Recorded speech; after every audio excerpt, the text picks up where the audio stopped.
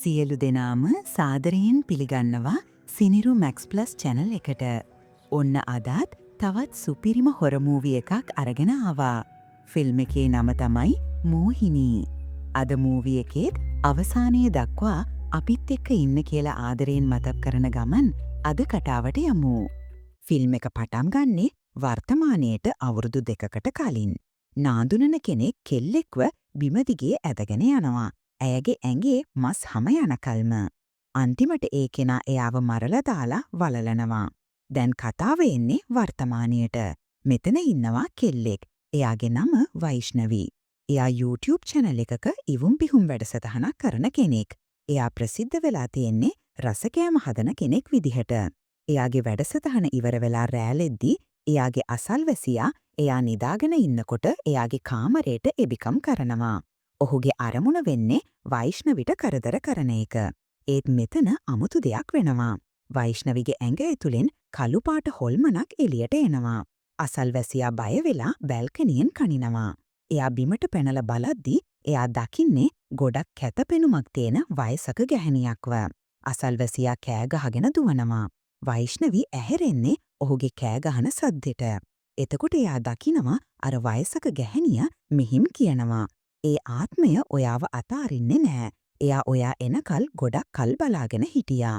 එයා එළියට එන වෙලාවට මුහුණ දෙන්න. වෛෂ්ණවි මේ කවුද කියලා බලන්න පහලට ගියා. ඒත් අර ගැහැණිය එයාගේ ඇස් ඉස්සරහම නැති වෙලා යනවා. එයා ගොඩක් පුදුම වෙලා මට හිතාගන්නවත් බෑ මම තාම නිින්දෙන් ඇහැරිලා නෑ වගේ කියලා හිතනවා. කොහොම හරි පහුවදා එයාගේ යාළුවෙක් එනවා. එයාගේ නම බෝජම්. එයා අඬ වෛෂ්ණවිට කියනවා එයාගේ පෙම්වතා ලන්ඩන් යන්න ලෑස්ති වෙනවා කියලත්. දැන් එයාට ඉස්සර වගේ ආදරයක් නෑ කියලත්. මම එයාට ආදරේ මට එයාව දාලා ඉන්න බෑ කියලා අඬනවා. වෛෂ්ණවි කියනවා හරි ඔයා ඔහොම ඉන්න මම උදව් කරන්නම්. කොහෙද දැන් ඔයාගේ කොල්ලා ඉන්නේ? එයා වෛෂ්ණවිව එයාගේ පෙම්වතා තකාත් ගාවට එක්කගෙන යනවා. වෛෂ්ණවි එයාව දැක්ක ගමන් යාළුවට කියනවා ඔයා අහුවෙලා තියෙන්නේ කාටද? තකාට කේන්ති ගිහින් කියනවා මාව විහිළුවට ගන්නද යාළුවව එක්කන් ආවේ. මම ඔයාව දන්නවා වෛෂ්ණවී. ඔයා අර කෑම හදන කෙනා නේද? බෝජම් ඔයා දුක් වෙන්න එපා. අවුරුදු 4ක් කිස් කරලා බදාගෙන ඉඳලා අන්තිමට බඳින්න නැතුව යන්න හදනවනේ. බෝජම් කියනවා එයාගේ ගෙදරට ගිහින් විවාහ ගිවිස ගන්න කියලා. තකාත් කියනවා හරි මම විවාහ ගිවිස ගන්න කැමතියි. ඒත් මට එක ඉල්ලීමක් තියෙනවා. මම ලන්ඩන් වල කුක් කෙනෙක් විදිහට වැඩට යනවා. ඒත් මට උයන්න බෑ. ඔයාගේ යාළුවා වෙනුවෙන් ඔයා මාත් එක්ක ලන්ඩන් ඇවිත් මට වැඩ ටික උගන්වනවද? වෛෂ්ණවි කැමති වෙලා එයාගේ අම්මයි තාත්තයි ණය වෙලා සල්ලි හොයලා දෙනවා මාස කීපයකට ලන්ඩන් යන්න. මේ වෙලාවේ ලන්ඩන් වල තියෙන විලක ලොකු සුලිසුලඟක් එක්ක භයානක සද්දයක් ඇහෙනවා. කොහොම හරි බෝජම්ගේ විවාහ ගිවිස ගැනීම සිද්ධ වෙලා එයාලා ලන්ඩන් යනවා. එයාලා එයාපෝට් එකෙන් එළියට බහිද්දිම අර විලේ තිබ්බ අස්ති සැකිල්ලක් හෙලවෙනවා. එයාලගේ යාළුවෝ එයාලව නවතින්න ගෙදරකට එක්කම යනවා. තකා තමයි කෑම බීම ඔක්කොම බාරව ඉන්නේ. රෑ වෙද්දී එයා නිදාගෙන ඉන්න ඇඳ දුමින් පිරෙනවා. එයා හොල්මන් කියලා කෑ ගහනවා. පහුවෙනිදා වෛෂ්ණවී තකාත්ව එයා වැඩ කරන රෙස්ටොරන්ට් එකට එක්කගෙන යනවා එයාට උදව් කරන්න. මැනේජරයාට කියනවා රස කැවිලි හදලා එයාගේ දක්ෂතාවය පෙන්වන්න කියලා. තකාට එයාගේ භාෂාව තේරෙන්නේ නැහැ. තකාත්ව අස්කරන්න යද්දිම වෛෂ්ණවී ඇවිත් හැමදේම හරියට හදලා දෙනවා. මැනේජර් ඇතුළට එද්දී තකාත් එයා තමයි හැදුවේ වගේ පෙන්නනවා. වෛෂ්ණවී එයාට කියනවා මම ඔයාව මාට්ටු කරන්නේ නැහැ ඒ නිසා සද්ද නැතුව ඉන්න කියලා. තකාත් කස්ටමර්ස්ලට රස කැවිලි ගිහින් දෙනවා. එයාලා සතුටු වෙලා එයාව බදා ගන්නවා. වෛෂ්ණවි කියනවා ඔයා ගැන ලොකුවට හිතාගන්න එපා. මෙහි කවුරු හරි කැමති වුණාම බදා ගන්නවා. ඔයාට ආදරේ කරලා නෙවෙයි. රෑ වෙද්දී වෛෂ්ණවි නිදාගෙන ඉද්දී අමුතු සද්දයක් ඇහෙනවා. එයා එළියට ගිහින් බලනවා මොකක්ද ඒ කියලා. ඒ විලාවේ හොල්මන එයාගේ පිටිපස්සෙන් එනවා. එයා හැරිලා බලද්දී කවුරුත් නැහැ. එයා බැල්කනියට ගිහින් බලනවා. ඒ වෙලාවෙත් හොල්මන එයාගේ පිටිපස්සෙන්. බල්ලෙක් ඒක දැකලා හයියෙන් පුරනවා. වෛෂ්ණවි හැරිලා බලද්දි හොල්මන අතුරුදහන් වෙනවා. එයා හිතනවා මට හිතනවා ඇති කියලා. පහුවෙනිදා කෙනෙක් ඇවිත් කේක් එකක් ඕඩර් කරලා ඒකේ එයාගේ බිරිඳගේ නම ලියන්න කියනවා. තකාත් වෛෂ්ණවිට කියනවා ඔයා ගිහින් කතා කරන්න. මට මුකුත් තේරෙන්නේ නෑ කියලා. ඒ වෙනකොට අර කස්ටමර් ගිහින් එතනට වෙන කෙනෙක් ඇවිත් වාඩි වෙනවා. වෛෂ්ණවි එයා ගාවට ගිහින් කියනවා සමා වෙන්න. ඔයාගේ බිරිඳගේ නම කියනවද කේක් එකේ ලියන්න. එයා අහනවා මොනවද ඔයා කියන්නේ කියලා. වෛෂ්ණවි හිතනවා එයාට හින්දි තේරෙන්නේ නැහැ කියලා. සතෙක්ට වගේ හිතේ හැටියට බනිනවා. අන්තිමට අර තරුණයට එයාගේ අම්මඩෙන් කෝල් එකක් එනවා. එයා හින්දි වලින් කතා කරනවා. එතකොට තමයි වෛෂ්ණවිට තේරෙන්නේ එයා ඉන්දියන් කෙනෙක් කියලා. එයා ගොඩක් ලැජ්ජාවට පත් වෙලා සමාව ඉල්ලනවා. එයා කියනවා කමක් නෑ මගේ නම සංදීප් කියලා. දෙන්න අතට අත දෙනකොට අර සැකිල්ලට පිස්සු හැදෙනවා. මේ අතරේ වෙන ගැහණු කෙනෙක් මොනවා හරි ගන්න ගමන් වෛෂ්ණවිව දකිනවා. එයාට එයාගේ ඇස් අදහගන්න බැරි වෙනවා. වෙන්න බෑ මේ මගේ දුවනේ කියලා එයා හිතනවා. එයා වෛෂ්ණවි පස්සෙන් දුවගෙන යනවා. යාළුවා කියනවා ඔය පිස්සු ගෑනිව ගණන් ගන්න එපා කියලා. ඊට පස්සේ වෛෂ්ණවි ටැක්සියකට නගිනවා. එතන සංදීප් ඉන්නවා. එයා කියනවා සමා වෙන්න. මම හිතුවේ ටැක්සිය කවුරුත් නෑ කියලා. ටැක්සිය බෙදාගන්න පුළුවන්ද කියලා. යන ගමන් සංදීප් කියනවා ඊයේ ඔයා මට රෙස්ටෝරන්ට් එකේදී බැන්න නේද? මට තේරෙන්නේ නෑ කියලා හිතලා. වෛෂ්ණවි කියනවා සමා වෙන්න. මම ඒක හිතාමතා කරේ නෑ කියලා. ටිකකින් වෛෂ්ණවිට ඇහෙනවා සංදීප් එයාගේ කුකින් වීඩියෝ එකක් බලනවා. ඔයා මාව ෆලෝ කරනවද කියලා අහනවා. එයා කියනවා ඔව් මම ඔයාගේ රසිකයෙක් කියලා. ටික වෙලාවකින් එයාට මැසේජ් එකක් එනවා සංදීප්ගෙන්. එයා කැමතියි කියලා. වෛෂ්ණවි අහනවා ඔයාට මගේ නම්බර එක කොහෙන්ද? ඔයාගේ Facebook page එකකින් කියලා එයා කියනවා. එතනින් එයාලගේ ආදර කතාව පටන් ගන්නවා. දවසක් සංදීප් වෛෂ්ණවිව එයාගේ අම්මගේ ගෙදර එක්කන් යනවා. එයාගේ තාත්තා එයාලගෙන් වෙන් වෙලා ඉන්නේ. එයාගේ අම්මා වෛෂ්ණවිට ගොඩක් කැමති වෙනවා. සංදීප් වෛෂ්ණවිව ගෙදර ඇරලවලා කියනවා එයා දවස් 15කට වැඩකට යනවා කියලා. පහුවදා වෛෂ්ණවි ඇතුළු හැමෝම ගඟක් බලන්න චාරිකාවක් යනවා. එතනදී වෛෂ්ණවි ළඟ ඉන්න කාන්තාවගේ අත්පලඳනාව අත්වැරද්දකින් ගඟට වැටෙනවා. වෛෂ්ණවි ලොකු කොක්කක් දාලා ඒක උඩට ගන්න හදනකොට ඒකට හක්ගෙඩියකුත් අහුවලා උඩට එනවා. ඔයාලට මතක ඇති කතාව පටන් ගැන්මේදී කෙනෙක්ව පන පිටින් වලලපු තැන මේ හක්ගෙඩියම අපි දැක්කා. වෛෂ්ණවි ඒ හක්ගෙඩිය එයා ළඟ තියාගන්නවා.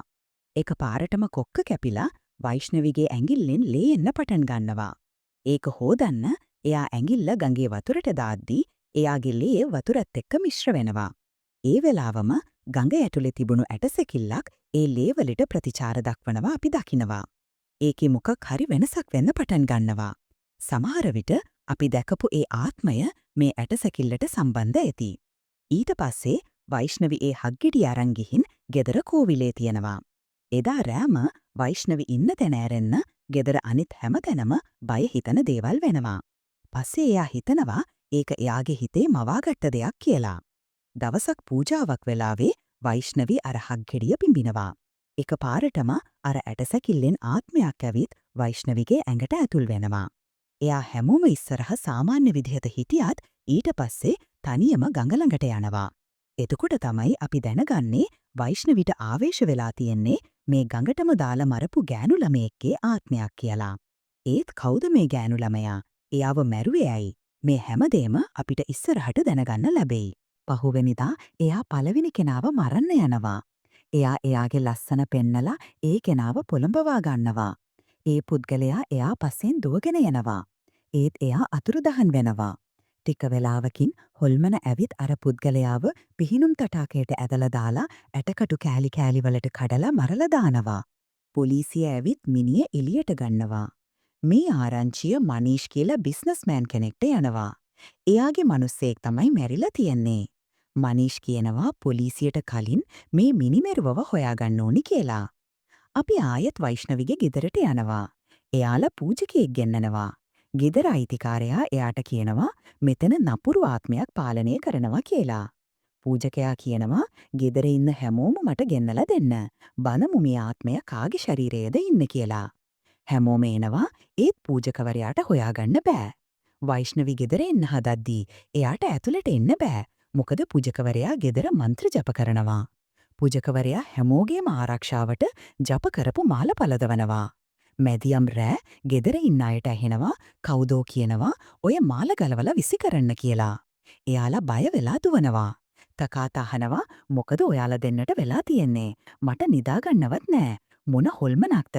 මම ආරක්ෂක මාලය දාගෙන ඉන්නේ කියලා. එයා හොල්මන දැක්ක ගමන් බය වෙලා දුවද්දී එයාගේ මාලය ගෙදර අයිතිකාර ගෑනු කිනාගේ ඇඳුමේ පැටලෙනවා. හොල්මන කියනවා මැරෙන්න බැරි නම් මාල ගලවන්න කියලා. හැමෝම මාල ගලවලා ගින්නට දානවා. තකාත් හොල්මනට ගහන්න ගිහින් කරන්ට් එක වදිනවා. පහුවෙනිදා එයාලා ලොකු පූජකයෙක් ගෙන්නනවා. එයා ජප කරපු කුඩු වගයක් දෙනවා ඇඟේ ගාගන්න. එයාලා එහෙම කරත් කිසිම දෙයක් වෙන්නේ නෑ. මේ අතරේ කොල්ලෝ ටිකක් වෛෂ්ණවිව වට කරගෙන ඉන්නවා. එක්කෙනෙක් එයාව කැලේකට ඇදගෙන යනවා. ටික වෙලාවකට පස්සේ පොලිසිය ඇවිත් බලද්දී අර කොල්ලා ගොඩක් නරක විදිහට මැරිලා ඉන්නවා. එයාගේ යාළුවෙක් පොලිසියට කියනවා එයාත් එක්ක හිටපු කෙල්ලගේ විස්තර. ඒ විස්තරවලට අනුව ඇඳපු චිත්‍රය හරියටම වෛෂ්ණවි වගේ. පොලිස් නිලධාරියා කියනවා එයා වෙන්න බෑ. ඒ කෙල්ල අවුරුදු 2කට කලින් අතුරුදහන් වෙලා. සමහරු කියන්නේ එයා මැරුණා කියලයි. මට කියන්න පුතා හරියටම මොකද වුනේ කියලා. යාළුවා කියනවා මම දැක්කේ මගේ යාළුවා එයාව කැලේට එක්කන් ගිහින් කරදර කරන්න හැදුවා කියලා. මෙතනදී අපි ආපස්සට ගිහින් බලමු මොකද වුනේ කියලා. අර කොල්ලා වෛෂ්ණවිට තර්ජනය කරනවා ඇඳුම් ගලවලා මට ඔයාව දුන්නේ නැත්තම් මරනවා කියලා. වෛෂ්ණවි යාට ගහනවා. එතකොට යාට මතක් වෙනවා මෙයා තමයි අර කෙල්ලව මරන්න උදව් කරපු දෙවෙනියා කියලා. එයාගේ ඇස් වෙනස් වෙලා අර කොල්ලව අල්ලගෙන දරුණු විදිහට මරලා දානවා. එයාගේ ඇඟ කෑලි කෑලි වලට යනවා. එයා ගෙදර ආවම අර ජප කරපු කුඩු එයාගේ ඇඟට ඇලෙනවා. තකාත් දකිනවා වෛෂ්ණවි ඇඳන් ඉන්න ඇඳුම එකපාරටම වෙනස් වෙනවා. වෛෂ්ණවි ඔයාට මොකද වුනේ කියලා අහනවා. එයා කියනවා මගේ නම වෛෂ්ණවි නෙවෙයි මෝහිනී කියලා. එයාලා බය වෙලා පොලිසියට කෝල් කරලා කියනවා එයාලගේ යාළුවා යක්ෂයෙක් වෙලා එයාලව මරන්න හදනවා කියලා. පොලිසිය එද්දි වෛෂ්ණවි අයෙත් සාමාන්‍ය තත්ත්වයට ඇවිත් අහනවා. මොන හොල්මනක්ද මෙහෙ හොල්මන් නා කියලා. මේ වෙලාවේ එයාගේ පෙම්වතා සංදීප් එයාගේ ගමන ඉවර වෙලා එනවා. එයා කියනවා අපි එළියට යමු කියලා. අනිත් අය කියනවා අනේ නෑ ඔයා වෛෂ්ණවිව එක්කන් යන්න අපි හෙම්බත් වෙලා ඉන්නේ කියලා. මෙතනදී මෝහිනී අයෙත් ඇඟට එතුල් වෙලා එන්න මාත් එක්ක යමු නැත්තම් මම ඔයාලට වැඩේ දෙනවා කියලා එයාලට බය කරනවා. සංදීප් වෛෂ්ණවි වෙනුවෙන්ම හදපු පාටියකට එයාව එක්කන් යනවා. පාටිය මැද්දේදී එයා මුද්දක් දීලා විවාහ යෝජනාවක් කරනවා. එයා කියනවා ඒත් මම මගේ පවුලේ අය දන්නේ නෑ නේ කියලා. සංදීප් කියනවා කලබල වෙන්න එපා මම ඔයාගේ අම්මද කතා කරා එයාලා කැමතියි කියලා. එයා මුද්ද බාර ගන්නවා.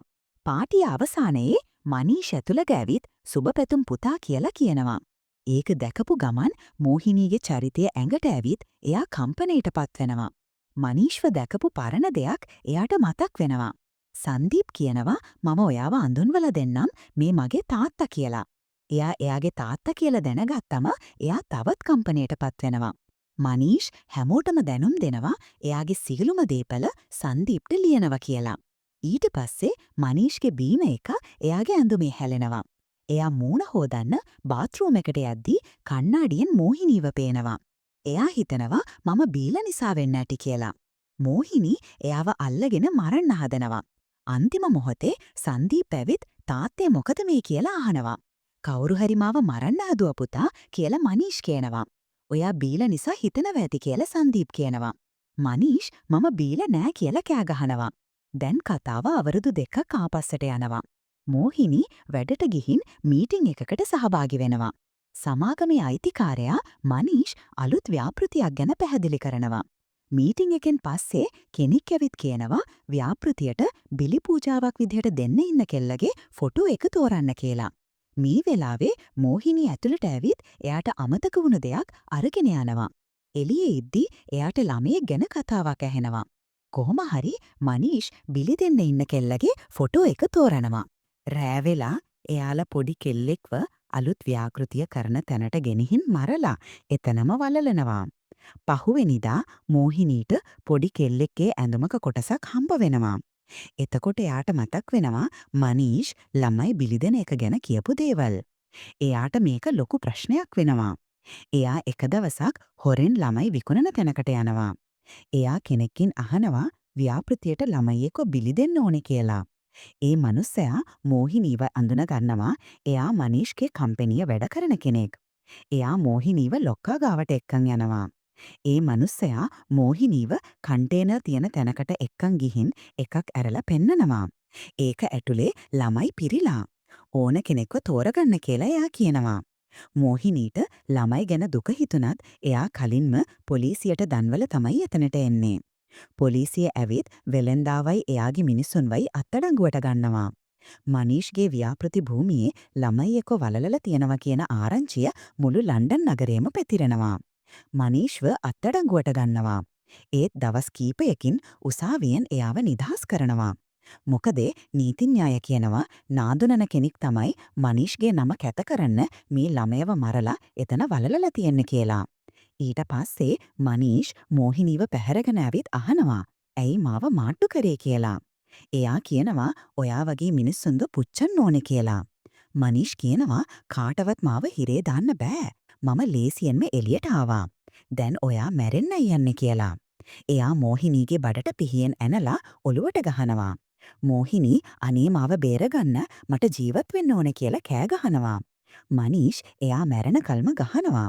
ඊට පස්සේ එයාගේ මිනිස්සුන්ට කියනවා එයාගේ ඇඟ යකඩයකට ගැට ගහලා වතුරට දාන්න කියලා. ඇඟ දිරන්න නැතුව වතුර යට තියන්න. මේ සිද්ධියෙන් පස්සේ අයත් කතාව වර්තමානයට එනවා. වෛෂ්ණවිගේ ඇඟට ඇතුල් වෙලා ඉන්න මෝහිනීට හැමදේම මතක් වෙනවා.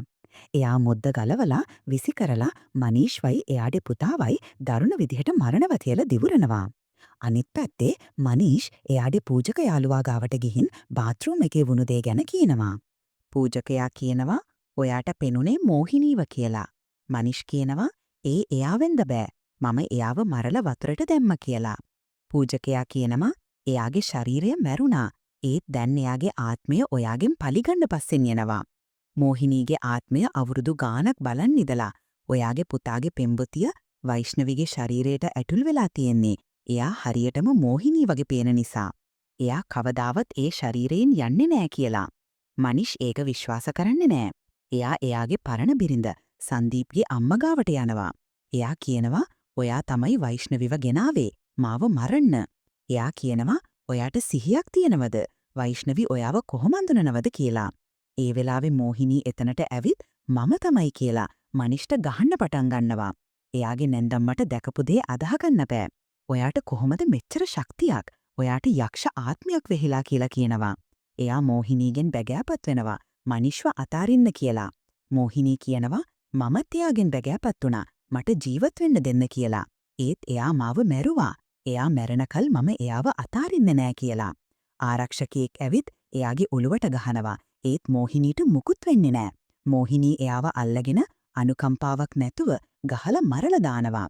ඒ මනුස්සයා මැරෙන්න කලින් එයාට ඇහෙනවා මෝහිනී කියනවා ඔයාට පස්සේ ඔයාගේ පුතා සංදීප් මැරෙනවා කියලා. සංදීප්ගේ ගෙදරදී එයාගේ අම්මා පූජකයෙකුට කියනවා මෝහිනී මගේ පුතාව මරණකල් නවතින්නේ නෑ. එයාගේ තාත්තා කරපු දෙයට මගේ පුතා පලි නෑ. අනේ එයාට උදව් කරන්න කියලා. පූජකයා කියනවා එක විදියක් තියෙනවා. සූර්යග්‍රහණය දවසේ අපි පූජාවක් කරනවා. අපි මෝහිනීගේ ආත්මය වෛෂ්ණවිගේ ශරීරයෙන් එළියට ගන්නවා. ඒත් ඒක කරද්දී වෛෂ්ණවිගේ හදවත නතර වෙනවා. මොකද මෝහිනීගේ ආත්මය වෛෂ්ණවිගේ ආත්මයත් අරගෙන යනවා. වෛෂ්ණවිව ආයෙත් ජීවත් කරවන්න නම් මනුස්සෙක් තමන්වම බිලි දෙන්න ඕනේ. මෝහිනීගේ අම්මා සංදීප්ගේ අම්මව හම්බ වෙන්න යනවා. එයාට කියනවා ඔයාගේ දුව වගේ පේන කෙනෙක්ව ඔයා දැක්කද කියලා. එයා කියනවා ඔව් මම දැක්කා. මම පස්සෙන් දිව්වත් අල්ලගන්න බැරි වුණා කියලා. සංදීප්ගේ අම්මා කියනවා ඒ ඔයාගේ දුව නෙවෙයි. ඒ වෛෂ්ණවි මගේ පුතාගේ පෙම්වතිය. ඔයාගේ දුවව අවුරුදු 2කට කලින් මරලා. ඒක කරේ මගේ මහත්තයා. දැන් මෝහිනීගේ ආත්මය වෛෂ්ණවීගේ ශරීරයට ඇතුල් වෙලා මගේ මහත්තයාගෙන් පලිගන්නවා. ඒත් එයා මගේ පුතාවත් මරන්න හදනවා. අනේ මට උදව් කරන්න. මෝහිනීගේ අම්මා එයාට උදව් කරන්න එකඟ වෙනවා. සූර්යග්‍රහණය දවසේ මෝහිනී සංදීප්ට ගහලා කියනවා ඔයා එයාගේ පුතා කියලා දැනගත්ත දවසේ ඉඳන් මම ඔයාට වෛර කරා. ඔයා මැරෙන්න ඕනි කියලා. සංදීප් දුවලා ගිහින් පල්ලියක හැංගෙනවා. ඒක පූජනීය තැනක් නිසා මෝහිනීට ඇතුළට එන්න බෑ. එයා කියනවා මම ඉන්නේ ඔයාගේ ආදරවන්තීගේ ශරීරයේ. එයා මැරෙනකල්ම මම යාට පහර දෙනවා කියලා. එයා එහෙම කරද්දී වේදනාද දැනෙන්නේ වෛෂ්ණවිට නිසා මෝහිනීගේ ආත්මය වෛෂ්ණවීගේ ශරීරයෙන් එළියට එනවා. එයා ආයෙත් ශරීරයට ඇතුල් වෙලා පිහියක් අරන් මරන්න හදනවා. සංදීප් පල්ලියේ පඩිපෙළෙන් පහලට එද්දී එයාගේ අම්මා කෝල් කරලා කියනවා පල්ලිය ළඟ පූජනීය විලක් තියෙනවා ඒකින් දේවාලයට යන්න පුළුවන් කියලා. ඔයා ඒ විලට බැස්සොත් මෝහිනීට ඔයාට අත තියන්න බැහැ කියලා කියනවා. එයා ජලාශයට පනිනවා. ගොඩක් වෙලා පීනලා ඇවිත් එයා දේවාලයට එනවා. එයා දකිනවා මෝහිනී එයාට කලින් ඇවිත් ඉන්නවා. මෝහිනී සංදීප්ට දිගට හරහට ගහනවා. පූජකතුමා සංදීප්ට කියනවා මේ මැද හිටගන්න කියලා. සංදීප් හිටගත්තම පූජකවරයෝ 4 දෙනෙක් මෝහිනීව වටකරගෙන මන්ත්‍ර ජප කරන්න පටන් ගන්නවා. වෛෂ්ණවීගේ හදවත නතර වෙලා මෝහිනීගේ ආත්මය වෛෂ්ණවීගේ ආත්මයත් එක්ක එළියට එනවා. එයාලා කොච්චර උත්සාහ කරත් වෛෂ්ණවීගේ ආත්මය බේරගන්න බෑ. මොකද මෝහිනී තදින් අල්ලගෙන ඉන්නවා. ආත්මය ආපහු ශරීරයට ගියොත් හොල්මනත් ආයෙත් ඒ එක්කම යනවා. මෝහිනීගේ අම්මා හිතනවා මේ අහිංසක කෙල්ලා වෛෂ්ණවීගේ කිසිම වරදක් නෑ. මගේ දුව මෝහිනී එයාව මරපු අයගෙන් පලි අරගෙන ඉවරයි කියලා. මෝහිනීගේ අම්මා තමන්වම පූජා කරනවා. ඒ වෙලාවේ මොහිනීගේ ආත්මය නැති වෙලා ගිහින් වෛෂ්ණවීගේ ආත්මයද ආයෙත් පණ එනවා. හැමෝම ගොඩක් සතුටු වෙනවා. ඒත් ෆිල්ම් එකේ අවසානයේ මොහිනීගේ ආත්මය තවමත් ඉන්නවා කියලා පෙන්නනවා. එයා පොඩි ළමෙක්ගේ ශරීරයට ඇතුල් වෙලා. ඒත් එකක්ම මේ මූවී එක අවසන් වෙනවා. අද ෆිල්ම් එක ගැනත් ඔයාලගේ වටිනා අදහස කමෙන්ට් කරන්න. ඒ වගේම channel එකට අලුත් නම් සබස්ක්‍රයිබ් කරලා බෙල් අයිකන් එකත් ඕල් ප්‍රෙස් කරලා තියාගන්නත් අමතක කරන්න එපා. අද කතාවත් හොඳයි කියලා හිතුණ නම් වීඩියෝ එකට ලයික් කරන්න. එහෙනම් අදට සමුගන්නවා. නැවතත් හමුවෙමු අලුත්ම ෆිල්ම් එකකින්. ස්තුතියි.